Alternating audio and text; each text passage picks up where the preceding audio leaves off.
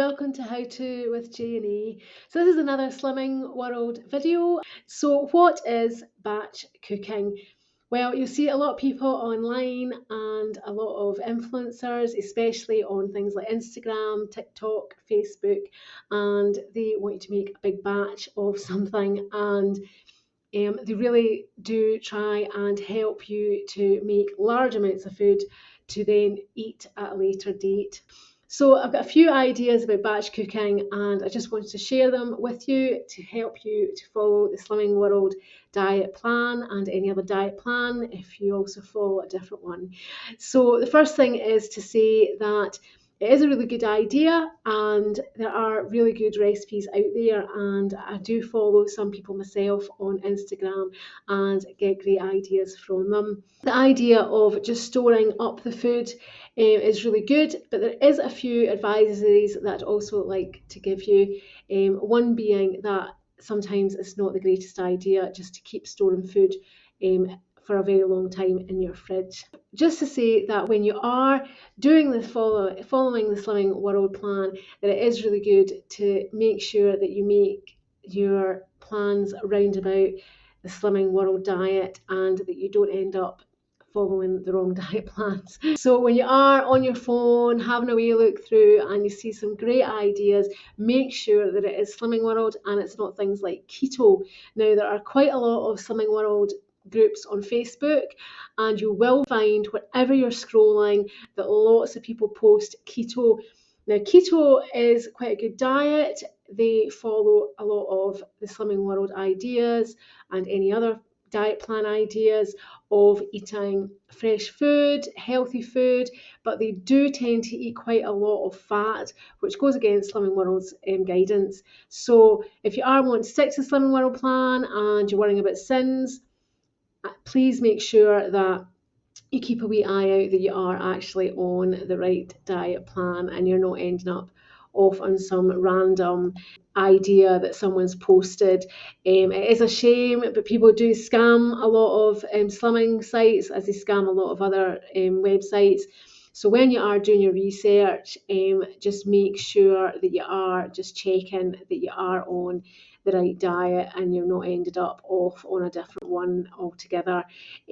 Some of them got really good ideas for storage and different things, but we just make sure that you're on the right page. That's great. So it is a really good way to get healthy cooking methods in. It's a really good way to get lots of lovely fresh fruit and vegetables, and Slimming World always advises that you keep trying different vegetables. So try and add in different ones, different colours. Red cabbage is really good for you. It's got lots of antioxidants. A lot of the sort of darker sort of fruits and vegetables are really good. Things like purple sprouting broccoli is really good for you.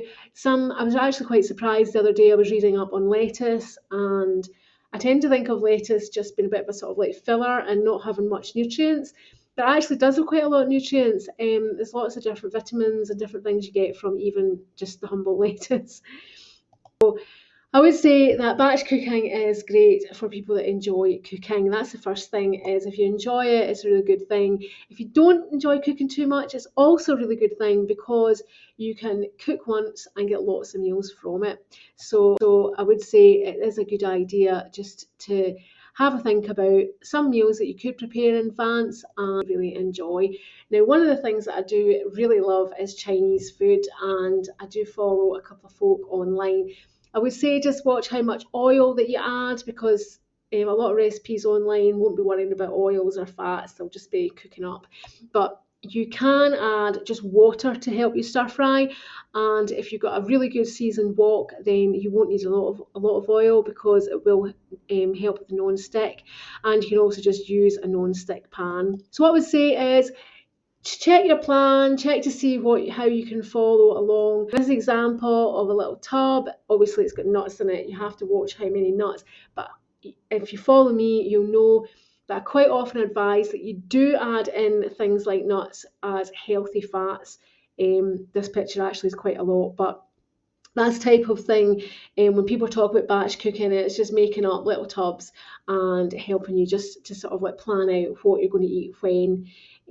just getting things ready just to store away in the fridge or the freezer so that you do have something to hand. Now, one of the things about batch cooking is that you do have food to hand if you get hungry, and that's a great thing. And also, a lot of people say, I don't know what to eat for lunch. Breakfast is quite easy. I think a lot of people enjoy sort of the brown bread, cereals, eggs, things that they sort of use their healthy extra for their cereal or for their brown bread toast. And they also use fat-free yogurt, things like oats, and they have that all in their head. And they also quite often have dinner, but lunches get a bit muddled up. I really enjoy sort of having leftovers or pre-cooked food for lunch, and sometimes I enjoy that because I feel I've had more of a meal rather than just having a sandwich or whatever. So I would say having these little tubs prepared, that's something I really enjoy doing. Absolutely love Chinese for lunch. It seems really special, but sometimes it's really healthy. For the examples here, small amount of rice, lots of veg, or something nice vegetable stir fry. Just having that all set, and obviously you can add sort of beans, things like that, things that are really good for your heart health as well, and really tasty. Here's another example. I really like to have fish. I really love salmon. My husband's not keen, so batch cooking for salmon for me is really good. Sometimes if I can get on sale like a big side of salmon, I'll just chop it all up and then prepare some little tubs so I can have that in the freezer or for the next couple of days. There are some guidelines that you should follow if you want to go down the line of batch cooking or just in cooking in general for your own health.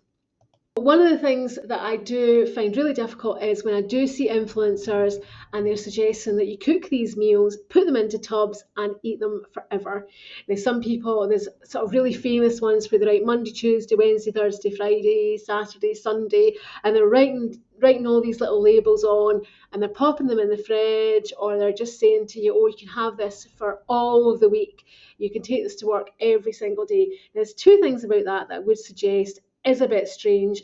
First thing is that I think you're going to get really fed up eating the same food for 4 or 5 days in a row.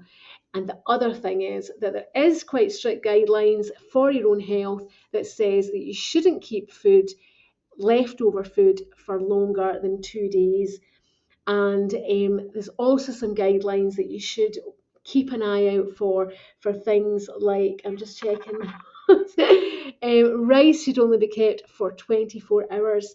There is quite a funny YouTube video that's been going around, and it's a Chinese guy, and he's really laughing about how paranoid people in the UK are about reheating and keeping and storing rice. Now, this comes from some danger zones round about rice. Rice is one of the most poisonous foods that there are. You would think it would be meats or pate or something like that, but it's actually rice. Now, the reason for this is that if you don't cool down rice properly and quickly, that the core of the rice, where it all sort of sticks together and the air can't get to it, that can help to breed like germs, and rice has specific germs that it can actually breed.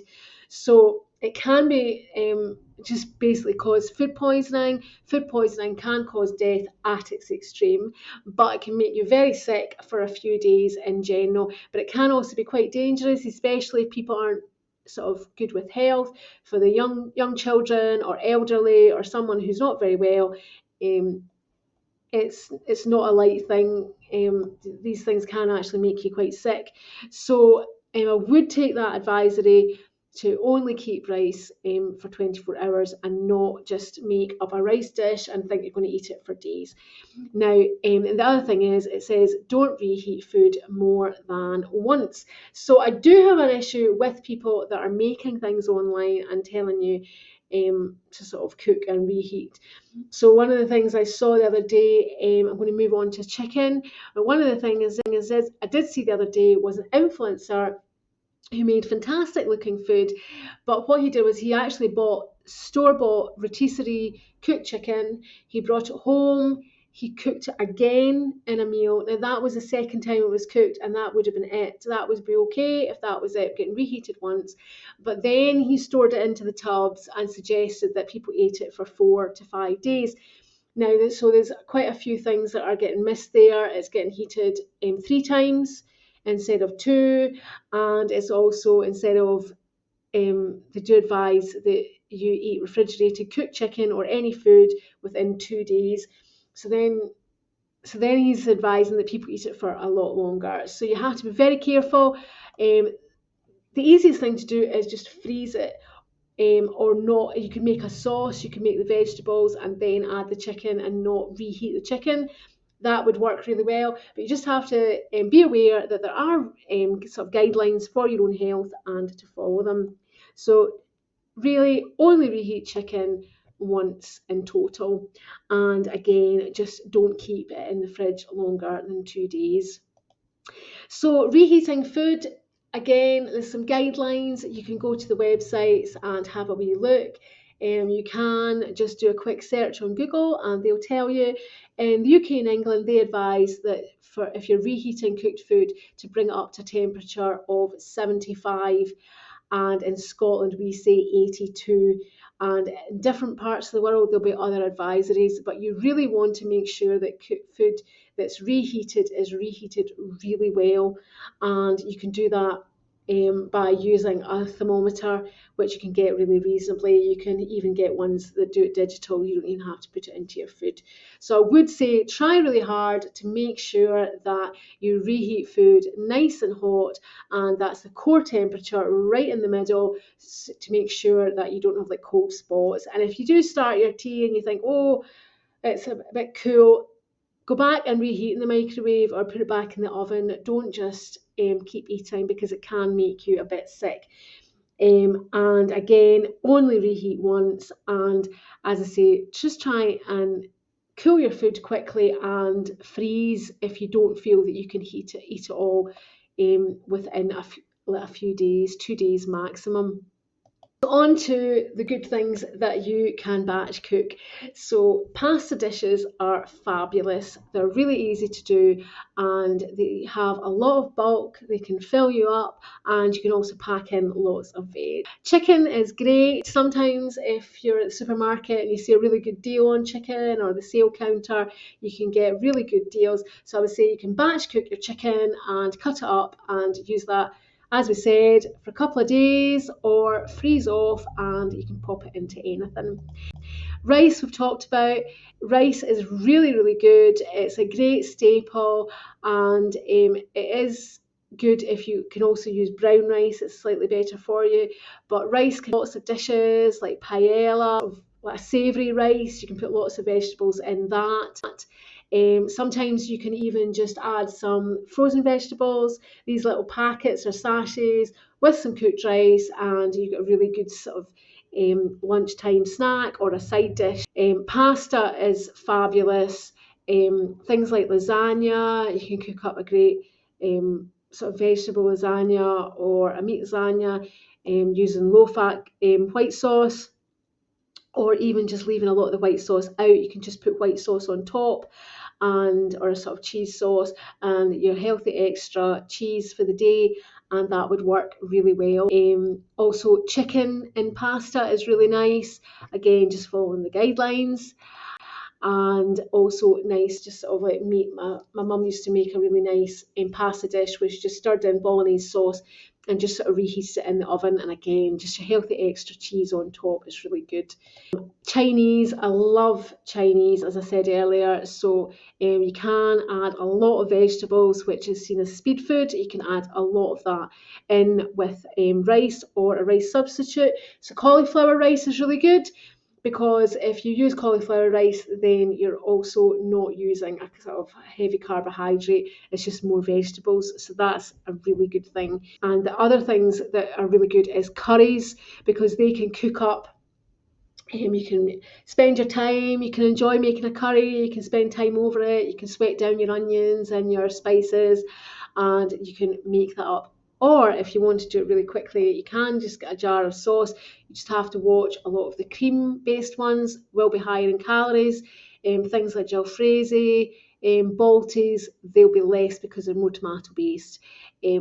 And I do have a really good recipe for Thai green curry. It's a cheats recipe. It uses a packet soup, and I make that quite a lot for dinner, and I just stir fry it all up, and it works an absolute treat. And again, curries are things where you can pack in lots of veg, other members of the family will like it, and they're really easy. And then also, as I said, tomato based curry is really good. So it's just a quick overview. I do have some recipes on my website that aren't specifically labelled as Slimming World, but they do follow really good guidelines. And I would also suggest that you do check out some other influencers for batch cooking. You just put in batch cooking and make sure you put healthy recipes or Slimming World, then you will get really good ideas. So if you just follow the guidelines, make sure you're not just eating the same food for 4 or 5 days in a row. It's not healthy, and it can also make you sick and make you bored. So you don't want to be bored with your food. Make sure that you just continue to have really nice dishes and that you enjoy your Slimming World journey. Now, if you do have a good recipe, please pop it into the comments, and I hope that you do well on your Slimming World journey. Thanks for watching. Bye.